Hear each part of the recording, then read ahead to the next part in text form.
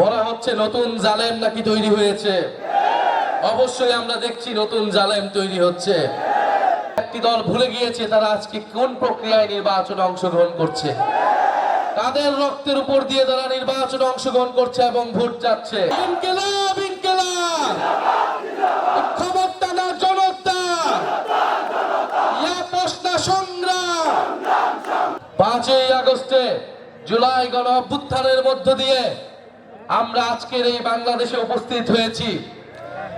আমরা আজকে স্বাধীনভাবে কথা বলছি। আমরা আজকে মানুষের ভোটাধিকার নিশ্চিত করার কথা ভাবছি। আমরা নির্বাচনে অংশগ্রহণ করার এবং ভোট প্রদানের কথা ভাবছি।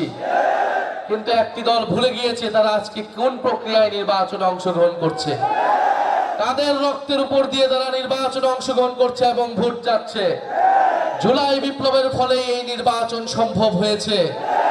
জুলাই বিপ্লবের ফলে আমরা নতুন বাংলাদেশ, নতুন কুতুবদিয়া তৈরি করার স্বপ্ন দেখতে পাচ্ছি। প্রিয় এলাকাবাসী, প্রিয় কুতুবদিয়ার বাসিন্দাগণ, আমরা জানি এই কুতুবদিয়া একটা দ্বীপ উপজেলা। আপনারা অনেক জায়গা থেকে বিচ্ছিন্ন থাকেন, অনেক কষ্ট করে আপনাদেরকে জীবনযাপন করতে হয়। চিকিৎসার সুব্যবস্থা নাই, কর্মসংস্থানের সুব্যবস্থা নাই, শিক্ষার সুব্যবস্থা নাই।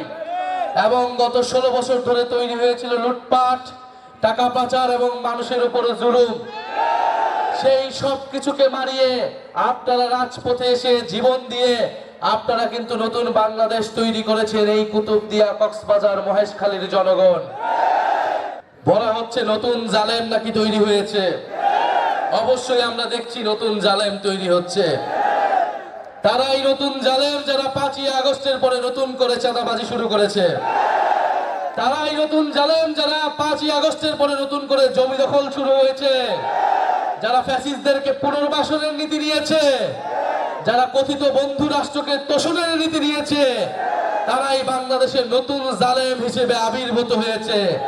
এবং এই জালেমদেরকে রুখে দেওয়ার দিন হচ্ছে আগামী 12ই ফেব্রুয়ারি। আপনারা প্রস্তুত আছেন?